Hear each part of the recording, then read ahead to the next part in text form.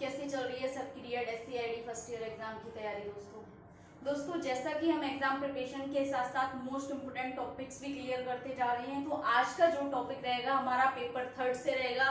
Paper third से हमारा topic है टीचिंग अप्रोचेस, यानी कि शिक्षण के दृष्टिकोण या शिक्षण उपागम।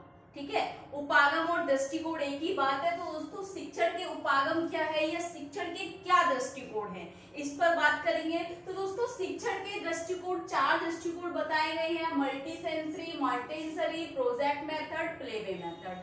ठीक है, तो इन चारों को करेंगे। तो ये बहुत ही ज्यादा मोस्ट इंपोर्टेंट टॉपिक है आपका एग्जाम के लिए, जो कि अब तक मैंने नहीं कराया था। ठीक है ना। तो दोस्तों सबसे पहले मॉन्टेसरी मल्टी सेंसरी करते हैं हम, यानी कि बहुसंवेदीय। चार बताए थे: बहुसंवेदीय, मॉन्टेसरी और परियोजना और खेल मार्ग। खेल मार्ग का मतलब है प्लेवे, यानी कि खेल मार्ग या खेल विधि। ठीक है दोस्तों, तो इन चारों को करेंगे आज हम। तो जो कि अब ये पता है आपको 2 नंबर में भी पूछा जा सकता है, शिक्षण के उपागम कितने हैं, तो आपको पता होना चाहिए 4 उपागम है। शिक्षण के दृष्टिकोण कितने भागों में बांटे गए हैं, तो 4 भागों में बांटे गए हैं। कौन कौन से? बहुसंवेदीय, मॉन्टेसरी और परियोजना और खेल विधि। ठीक है दोस्तों, चलो स्टार्ट करते हैं। सबसे पहले है दोस्तों मल्टी सेंसरी। बहुसंवेदी उपागम क्या है? बहुसंवेदी उपागम, बहुसंवेदी उपागम दोस्तों, बहुसंवेदी उपागम स्मृति और सीखने को बढ़ाने के लिए दृश्य, श्रवण और गतिज स्पर्श का एक साथ उपयोग होता है। आप देखिए दोस्तों, जैसे कि इसके नाम से स्पष्ट हो रहा है बहुसंवेदी। बहुसंवेदी हम उसको कहेंगे, बहु माने बहुत सारी या अनेक, एक साथ। संवेदी हमारी संवेदनाएं, जिस कार्य में हमारी बहुसंवेदनाएं कार्य कर रही हैं, तो उस कार्य को हम बहुसंवेदीय उपागम भी कह सकते हैं, जिसमें सुनना, देखना, स्पर्श करना और गति करना, इसमें हमारी सभी सेंस कार्य कर रहे हैं। गति में हमारे काइनेस्थेटिक और टैक्टाइल आ जाती है। ठीक है, तो दोस्तों इस बहुसंवेदीय शिक्षण उपागम जो है, ये एक ऐसा उपागम है जिसमें बच्चा सुनकर, देखकर, गतिज स्पर्श के द्वारा सीखता है। ठीक है, तो कह रहे हैं बहुसंवेदी उपागम स्मृति और सीखने को बढ़ाने के लिए दृश्य, श्रवण और गतिज स्पर्श का एक साथ उपयोग होता है। क्या बढ़ाने के लिए? स्मृति और सिखाने को बढ़ाने के लिए, जिसमें क्या बच्चे की स्मृति यानी कि मेमोरी उसकी बढ़ेगी और सीखने उसका अधिगम में बढ़ावा होगा या अधिगम का विकास होगा, हम कह सकते हैं। ठीक है, जिसमें क्या है, दृश्य जो हम देखते हैं, श्रवण जो हम सुनते हैं और काइनेस्थेटिक टैक्टाइल जो हम करते हैं और महसूस करते हैं। करने का मतलब है जिस गतिविधि को मैं ये कर रही हूँ ना, तो कहीं ना कहीं मेरे हाथ की गति हो रही है। मैं यहाँ लिख रही हूँ तो क्या हो रहा है दोस्तों, गति हो रही है, लेकिन मैं उसको महसूस भी कर रही हूँ, अपने मानसिक क्रियाओं में महसूस कर रही हूँ कि मैं मार्कर के द्वारा व्हाइट बोर्ड पर लिख रही हूँ। तो ये क्रिया जो हो रही है काइनेस्थेटिक टैक्टाइल की है, यानी कि गति, इसको मैं स्पर्श भी हो रहा है, मेरा गति भी हो रही है उसमें और मैं उसको महसूस कर रही हूँ। ठीक है, के बीच का लगातार लिंक बनाए जाते हैं, यानी कि इन सभी के बीच का लिंक है जो हम करते हैं, देखते हैं, सुनते हैं, महसूस करते हैं और स्पर्श करते हैं, ये क्या है, बहुसंवेदीय उपागम है। ठीक है, जो शिक्षार्थी को जानकारी को सीधे उसके वास्तविक अर्थों में मस्तिष्क में संग्रहित करने में सक्षम बनाता है, यानी कि इसके माध्यम से क्या है, डायरेक्टली बच्चा क्या है, अपने मस्तिष्क से जाकर कह रहे हैं कि जो शिक्षार्थी जानकारी को सीधे उसके वास्तविक अर्थों में, यानी कि जिस कार्य को वह देखकर, सीखकर, सुनकर और समझकर गतिज स्पर्श से करेगा, तो वह किस द्वारा सीखेगा, सीधे उसका जो वास्तविक अर्थ है वो कहाँ जाएगा, मस्तिष्क में जाएगा, जिससे उसकी स्मृति बढ़ेगी और अधिगम बढ़ेगा। और कह रहे हैं और मस्तिष्क में संग्रहित करने में सक्षम बन पाता है बहुसंवेदीय उपागम के द्वारा। और जो बीकेटी विधि बताती है, बीकेटी हमने बीएकेटी देखा था ना, विजुअल, ऑडिटरी, काइनेस्थेटिक, टैक्टाइल। ठीक है, ये आती है, शॉर्ट फॉर्म आती है, इसकी फुल फॉर्म आपको करनी पड़ेगी। विजुअल, ऑडिटरी, काइनेस्थेटिक, टैक्टाइल, ये हमने अभी मोस्ट इंपोर्टेंट क्वेश्चंस में किया था। आपको तो ऐसा लग रहा था कि मैम यूं ही करा रही है मोस्ट इंपोर्टेंट क्वेश्चन, लेकिन हर क्वेश्चन आपके लिए मोस्ट इंपोर्टेंट है, जो भी मैंने जितने भी क्लास कराए आपको। ठीक है दोस्तों, उसके बाद आता है आपका मॉन्टेसरी मेथड। मॉन्टेसरी मेथड में क्या है, मॉन्टेसरी मेथड है कि दोस्तों मॉन्टेसरी जो है एक लेडी का नाम है और इन्होंने अपने नाम पर ही एक टीचिंग अप्रोच बनाया है। तो थोड़ा सा मॉन्टेसरी के बारे में जान लेते हैं क्योंकि हमेशा एग्जाम में 1 या 2 नंबर में इनके बारे में पूछा जाता है। देखिए मॉन्टेसरी विधि, मरिया मॉन्टेसरी का जन्म इटली में चिवाले नामक स्थान में 1870 में हुआ था। 1870 में हुआ था। कहाँ हुआ था? इटली में हुआ था और गांव का नाम था चिवाले नामक स्थान में हुआ था। ठीक है, उन्होंने डॉक्टर की डिग्री हासिल की और इटली की प्रथम महिला फिजिशियन होने का गौरव पाया। तो ये आता है आपके एग्जाम में कि मरिया मॉन्टेसरी ने किस चीज का गौरव पाया? तो इटली की प्रथम फिजिशियन बनी है। इटली में प्रथम किस स्थान पर उन्होंने गौरव पाया? तो आपको पता होना चाहिए फिजिशियन, मतलब इटली की प्रथम फिजिशियन थी ये। ठीक है, विश्व में बाल अवस्था में शिक्षण में उनके योगदान के कारण उन्हें याद किया जाता है। ठीक है, इन्होंने शिक्षण के कई सारे इनके योगदान थे जिनमें इन्होंने विशेष आवश्यकता वाले बच्चों के साथ भी काम किया था। दोस्तों मॉन्टेसरी शिक्षा का एक तरीका है, क्या है? जो स्वयं निर्देशित गतिविधियों या हाथों से सीखने और सहयोगात्मक खेल पर आधारित है। इस विधि के 7 सिद्धांत हैं। कितने सिद्धांत हैं?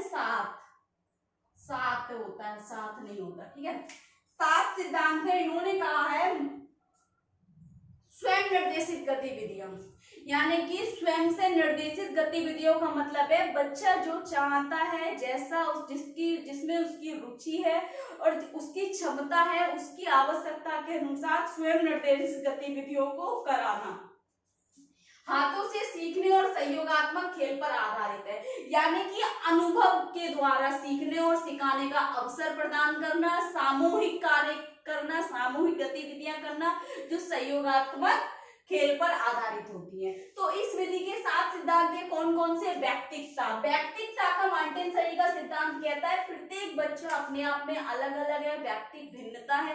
तो हर बच्चे के लिए क्या है, उसके व्यक्तिक भिन्नता के अनुसार गतिविधि का चयन करना चाहिए या उसको कोई भी प्रशिक्षण देना चाहिए। विकास का सिद्धांत कहता है उनका कि विकास जैसे जैसे बच्चा जो करता है वह अपनी मानसिक शक्तियों के माध्यम से अनुभव प्राप्त करता है और उससे वह अधिगम करता है, यानी कि सीखता है। ठीक है, स्वतंत्रता का सिद्धांत कहता है मरिया मॉन्टेसरी का कि स्वतंत्रता, बच्चे को पूर्ण रूप से स्वतंत्रता देनी चाहिए। मतलब शिक्षा में स्वतंत्र है, यानी कि बच्चा अपने आप को क्या करे, स्वतंत्र महसूस करे, जिसमें रहकर वह आराम से कुछ भी सीख सके, अर्थपूर्ण तरीके से सीखे, किसी के प्रभाव में या दबाव में आकर न सीखे, स्वतंत्र रूप से स्पष्ट और वास्तविक और अर्थपूर्ण सीखे। स्व शिक्षा का सिद्धांत कहता है कि उसके अनुसार, उसकी रुचि के अनुसार क्या करना चाहता है वह, उसके अनुसार उसकी स्व शिक्षा होनी चाहिए, जिसमें हम अभ्यास प्रकार कह सकते हैं। ठीक है, ज्ञानेंद्रिय शिक्षण का है दोस्तों हमारी, इसमें जितनी ज्ञानेंद्रियों से शिक्षण BA-KT का आ जाएगा, बहुसंवेदी उपागम जो का था, विजुअल, ऑडिटरी, किनेस्थेटिक, टैक्टाइल। ठीक है, ऐसी गतिविधि हो जिसमें सभी ज्ञानेंद्रिय संवेदनाएं कार्य करें, जैसे देखना, चलना, उठना, देखना, सुनना, बोलना हम कह सकते हैं, और गतिज। ठीक है, ऐसी क्रियाएं, और इसके अलावा स्पर्श में आ जाती है जिसमें कि बच्चे को वास्तविक रूप से समझाया जा सके। एग्जाम्पल के लिए कह सकते हैं अंधेरे कमरे में बच्चे के आंख बंद कर दी है, ठीक है, कानों को भी बंद कर दिया गया है। ठीक है, अब क्या है, उसको कोई भी एक वस्तु दे दी तो उस वस्तु का स्पर्श करके वो क्या करेगा, उसको पहचानेगा, उसको छुएगा, स्पर्श कर रहा है ना, गति कर रहा है या सूंघ रहा है कहीं ना कहीं, तो उसकी जो ज्ञानेंद्रिय है वो कार्य कर रही है वहां पर और उसका अर्थ स्पष्ट कर रही है, उसके माध्यम से वे सीख रहे हैं। ठीक है, गामक शिक्षा या मांसपेशियों का प्रशिक्षण, इसमें क्या है दोस्तों, उसमें इन्होंने बोला है गामक शिक्षा या मांसपेशियों का प्रशिक्षण, गतिविधियां इस पर आधारित होनी चाहिए जिसमें बच्चे का गामक विकास हो, गामक रूप से गतिविधियां हो, खेल हो, परियोजना हो, प्रोजेक्ट हो, ये सारी चीजें, और उनके साथ साथ उन्हें क्या हो, अनुकूलित वातावरण मिले। ठीक है, और मांसपेशियों का परीक्षण है कि किसी भी रूप से कोई भी मांसपेशी के अनुसार गति स्पर्श का भी अध्ययन होना चाहिए। ठीक है, सामाजिक विकास का सिद्धांत कहता है कि कोई भी गतिविधि हो जो एक सामाजिक विकास करे। तो जिसमें अगर हम कहें तो एक खाना खाना भी क्या है, सामाजिक विकास होगा उसमें, क्योंकि समूह में सब लोग खाते हैं, ठीक है। कक्षा में एक ग्रुप होगा, खेल में एक ग्रुप होगा, तो कोई भी ऐसी गतिविधि जो समूह में की जाने वाली गतिविधि हो, ठीक है। तो इनके 7 सिद्धांत अलग अलग सिद्धांतों को बताते हैं दोस्तों, ठीक है। नेक्स्ट है हमारा प्रोजेक्ट मेथड, यानी कि परियोजना विधि या योजना विधि भी बोलते हैं इसे, ठीक है। अब इसमें 2 कंफ्यूजन है, योजना विधि या परियोजना विधि के जनक कौन थे? तो दोस्तों जॉन डेले थे, लेकिन इस योजना विधि को किलपैट्रिक नाम से जाना जाता है। अगर आपका एग्जाम में आ जाए कि परियोजना विधि के जनक कौन है, तो आप किलपैट्रिक करेंगे, जॉन डेले नहीं करेंगे। अगर किस नाम से जाना जाता है परियोजना विधि को, तो किलपैट्रिक करेंगे, और जनक कौन थे? तो जॉन डेले करेंगे आप इसके, ठीक है। देखिए, परियोजना पद्धति के जनक जॉन डेले थे।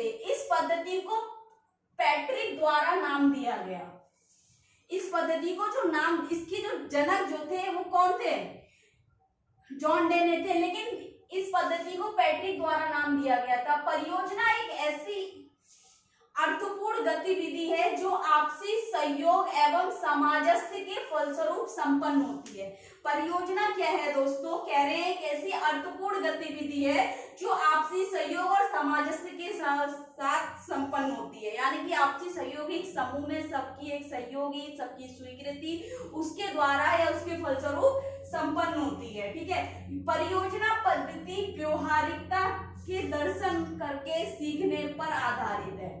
अब परियोजना पद्धति किस पर आधारित है? ये बच्चों को किस प्रकार सिखाती है, शिक्षण का दृष्टिकोण क्या है इसमें? परियोजना पद्धति व्यवहारिकता के दर्शन और करके सीखने पर आधारित है, यानी कि किसी भी कार्य को अनुभव करके व्यवहार में हुआ जो परिवर्तन है उस परिवर्तन के सीखने पर आधारित है, ठीक है।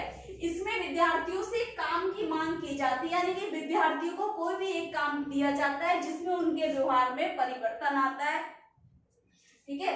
परियोजना कार्य विधियों की एक श्रृंखला है जो छात्रों को अपनी क्षमताओं, रुचियों, व्यक्तिगत अनुभव और योग्यताओं का उपयोग करके स्वयं अध्ययन करने, शोध करने और कार्य करने की अनुमति देता है। परियोजना विधि इतनी अच्छी विधि है दोस्तों जिसमें बच्चा खुद सोचता है, खुद समस्या तक पहुंचता है, फिर उसका समाधान के कारण मतलब बहुत सारे स्रोत ढूंढता है। तो कहीं ना कहीं कह रहे हैं कि परियोजना कार्य गतिविधियों की एक श्रृंखला है, एक श्रृंखला में कार्य करता है जो छात्र अपनी क्षमताओं और रुचियों, व्यक्तिगत अनुभव, योग्यताओं का उपयोग करके स्वयं अध्ययन करके उसका शोध करके और कार्य करने की अनुमति देता है, ठीक है। तो ये था हमारा प्रोजेक्ट मेथड और इसके 3 प्रकार हैं, उत्पादक प्रकार, उपभोक्ता योजना और अभ्यास प्रकार, ठीक है, जो आपको हो सकता है 1 नंबर में पूछ जाए, इसलिए मैंने आपको करा दिया है।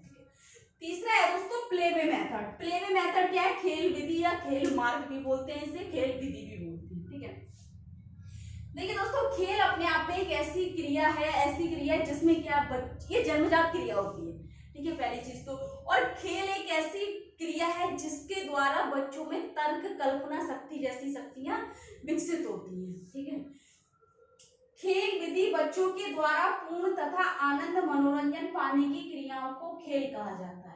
खेल किसे कहा जाता है? बच्चों के द्वारा पूर्ण तथा आनंद मनोरंजन पाने की क्रियाओं को ही खेल कहा जाता है, क्रियाओं को खेल कहा जाता है। बच्चे के लिए खेल एक महत्वपूर्ण गतिविधि होती है, ठीक है। 19वीं सदी के अंत में वेस्ले विश्वविद्यालय में कार्ल फ्यूज के मानव और पशुओं की खेल क्रियाओं का अभ्यास आरंभ किया, यानी कि कार्ल फ्यूज ने क्या करा?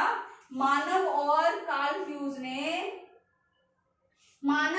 पशुओं की खेल क्रियाओं का अभ्यास किया, ठीक है। उन्होंने महसूस किया कि बच्चे खेल द्वारा अपनी शक्तियों का बुद्धि के साथ विकास करते हैं, यानी कि खेल के द्वारा क्या करते हैं? वे अपनी शक्तियों का विकास करते हैं। कल्पना शक्ति हो गई, तर्क शक्ति हो गई, वितर्क शक्ति हो गई, समस्या समाधान शक्ति हो गई, इन सभी का कैसे विकास करते हैं? खेल के द्वारा। और वस्तुओं की जानकारी की क्षमता तथा वास्तव में क्या है जानना, उन्हें उसको उचित प्रतिक्रिया देना सीखते हैं, यानी कि किसी भी वस्तु के बारे में वे जानते हैं। शिक्षा में खेल विधि का उद्देश्य सभी शिक्षा संस्थानों में खेल की भावना का परिचय देना है। ठीक है। शिक्षा प्रदान करने के लिए उपयोग की जाने वाली विधियों और तकनीकों को एक ऐसा वातावरण बनाने में सक्षम होना चाहिए जिसमें बच्चा अपना पाठ सीख सके या वांछित ज्ञान प्राप्त कर सके। खेल बच्चों को स्वतंत्रता और सहजता के माहौल प्रदान करता है, क्योंकि जब बच्चा खेल के द्वारा सीखता है, कोई भी हम अगर अपने बच्चों के लिए कोई भी शिक्षण प्रशिक्षण दे रहे हैं तो उसमें हम क्या करेंगे, अगर हम खेल विधि से सिखाएंगे तो बच्चा एक तो उसमें क्या करेगा, स्वतंत्रता महसूस करता है। आनंददायक कार्य, यानी कि जब आनंददायक होगा, रुचिपूर्ण होगा, जब रुचिपूर्ण होगा तो प्रभावशाली गतिविधि होगी, प्रभावशाली गति होगी तो आपका शिक्षण भी प्रभावशाली होगा, इफेक्टिव टीचिंग मानी जाएगी, जिसमें बच्चा रुचिपूर्ण कार्य करता है, स्वतंत्रता के रूप में कार्य करता है, इच्छा पूर्ण करता है और अपनी आवश्यकताओं के अनुसार उसको चुनता है। तो प्लेवे मेथड कहता है कि ऐसी गतिविधियां होनी चाहिए जिसमें बच्चा स्वतंत्रता महसूस करे, आनंद महसूस करे, रुचिपूर्ण कार्य, किसी भी कार्य में रुचिपूर्ण सहयोग दे और प्रभावशाली रूप से सीखे। प्लेवे मेथड का यही उद्देश्य है कि बच्चा प्रभावशाली रूप से सीखे। तो ये 4 पद्धतियां थी हमारी, 1 2 3 4, ठीक है, बहुसंवेदी, मॉन्टेसरी, प्रोजेक्ट मेथड और प्लेवे मेथड, ये 4 पद्धतियां थी जो हमारी शिक्षण पद्धतियां। अगर इसमें आपको शिक्षण उपागम है, ये शिक्षण उपागम के 4 मेथड थे ना, ये तो चारों आपको करा दिए। अगर इसमें आपको कुछ समझ नहीं आ रहा है, कुछ पूछना है, कुछ डाउट लग रहा है तो कमेंट बॉक्स में जाके कमेंट करें, ज्यादा से ज्यादा वीडियो लाइक करें दोस्तों और दोस्तों को शेयर कर दें। और अगर चैनल को सब्सक्राइब नहीं करा है तो चैनल को सब्सक्राइब भी कर दो, बेल आइकन को भी प्रेस कर दो ताकि नेक्स्ट आने वाली क्लास आप तक पहुंचती रहे दोस्तों। Thank you so much.